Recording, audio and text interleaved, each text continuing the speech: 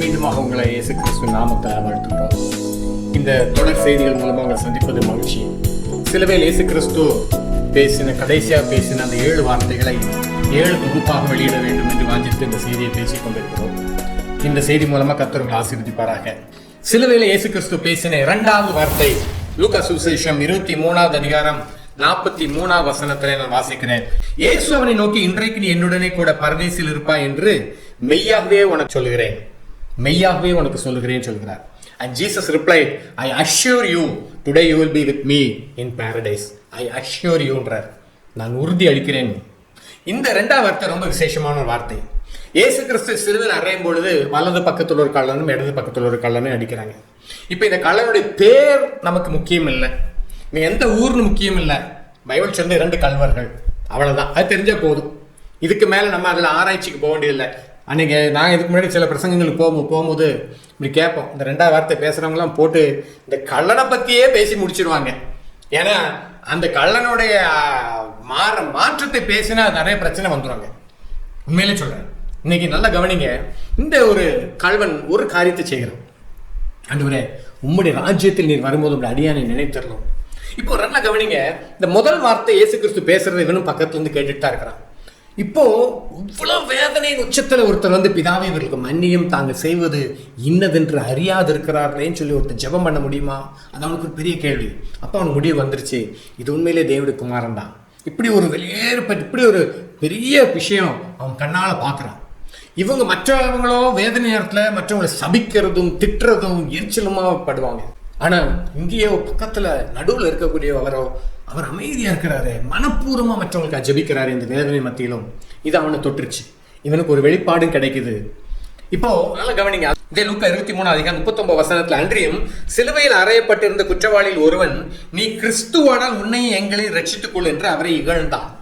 ஒருத்தன் வந்து பக்கத்துல இருக்கிறவன் இகழ்றான், ஆண்டவரை நீங்க கிறிஸ்துவ உங்களை எங்களையும் ரட்சிங்க. அப்ப நல்லா கவனிங்க. ஒரு கூட்ட ஜனங்கள் அந்த நேரத்தில் கீழே கத்துறாங்க, நீ சிலுவையிலிருந்து இறங்கி வா அப்படின்னு. சிலுவையில கூட அடிக்கப்பட்டிருக்கிறவன் கேட்கறான், நீர் கிறிஸ்துவானால் உன்னையும் எங்களையும் ரட்சித்துக்கோ இப்படி கேட்கறான். நல்லா கவனிங்க. இதை இந்த மற்றொரு கள்ளன் பார்த்துட்டு இருக்கிறான். இவன் பார்த்துட்டு ஒரு காரியத்தை சொல்லுகிறான். இந்த 40வது வசனம் முக்கியமானது. மற்றவன் அவனை நோக்கி, நீ இந்த ஆக்கினைக்குட்பட்டவனா இருந்தும் தேவனுக்கு பயப்படுகிறது இல்லையா? கண்டம் பண்றான், கடிந்து கொள்றான்.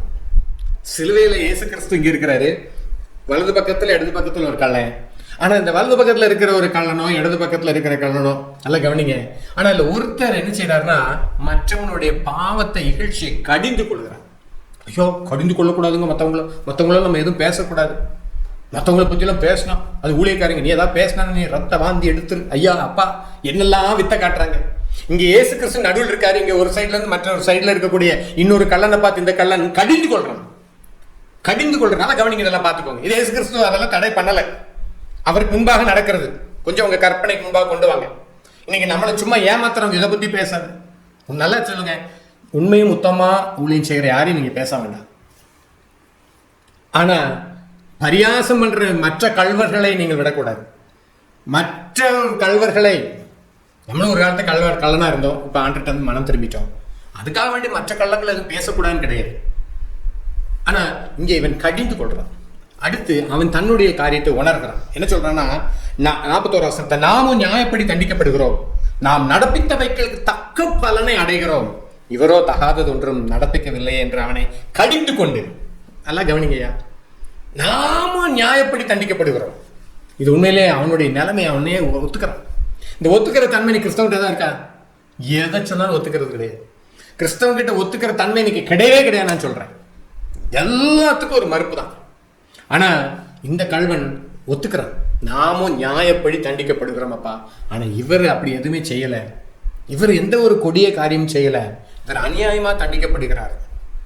ஆனா அதையும் சொல்லிட்டு தான் அடுத்து அவன் தன் பாவத்தை அறிக்கை எடுக்கிறான், தன் பாவத்தை உணர்கிறான். அடுத்து கேட்கிறான், ஆண்டவரின் ராஜ்யத்தில் வரும்போது அடியானை நினைத்தரணும். ஏன்னா ஒரு ராஜ்யத்தில் வரும்போது, ஏன்னா மத்தேயு சுவிசேஷம் 2வது அதிகாரத்துல ஆரம்பிக்கும் போது எப்படிதான் ஆரம்பிக்கனா, மத்தேயு 2வது அதிகாரம் 2வது வசனத்துல, மத்தேயு 2வது அதிகாரம் 2வது வசனத்துல ஆரம்பிக்குது, யூதருக்கு ராஜாவாக பிறந்திருக்கிறவர் எங்கே?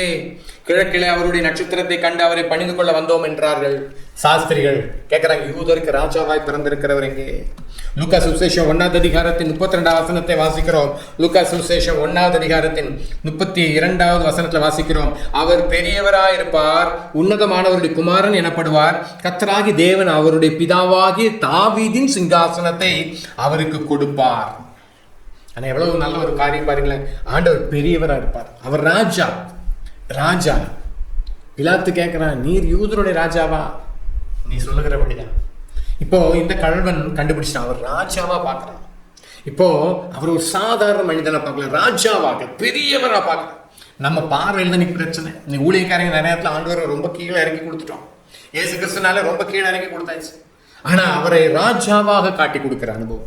அவர் பெரியவர், அவர் பெரியவர்ன்றத அந்த சிலுவையில அந்த வேதனை மத்தியில் இவன் சொல்றான். இவனுக்கு வேதனை இருந்திருக்கும், இவனையே அடிச்சிருக்கிறாங்க சிலுவையில.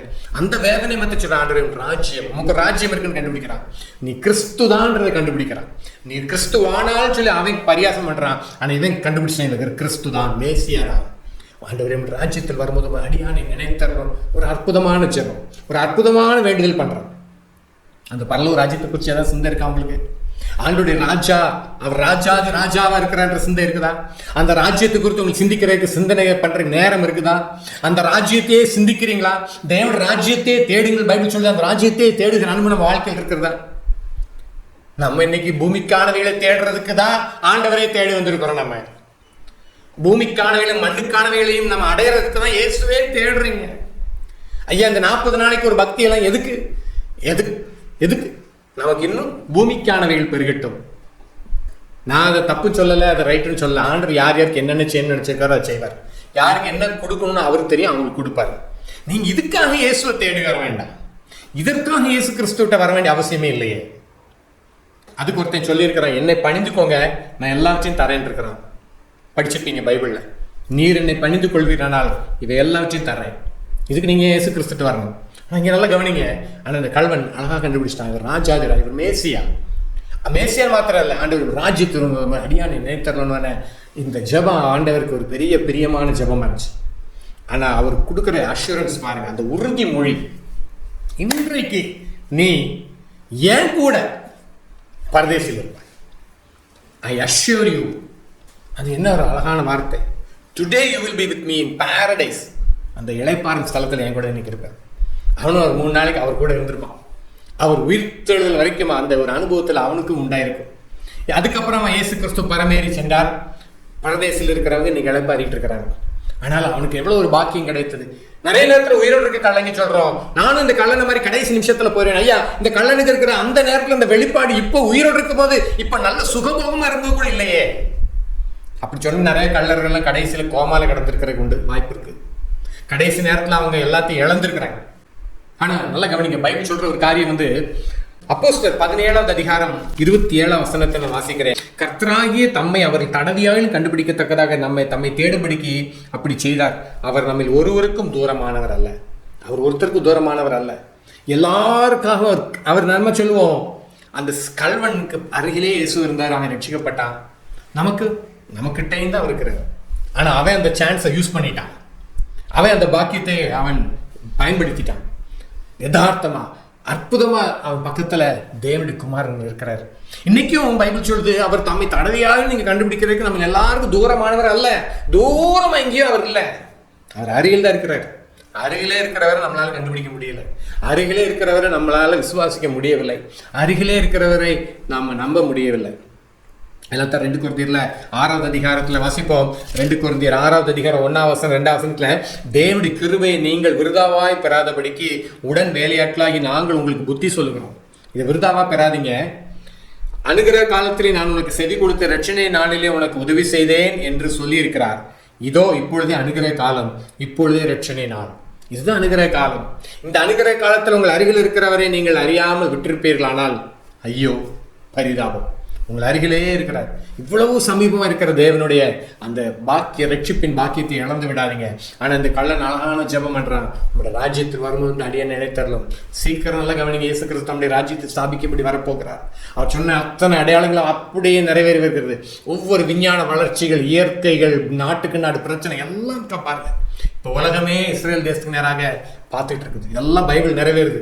இப்போ அவர் ராஜாவா வரப்போகிறார். அவர் தம்முடைய சபை எடுத்துக்கொள்ளும்படி வருகிறார்.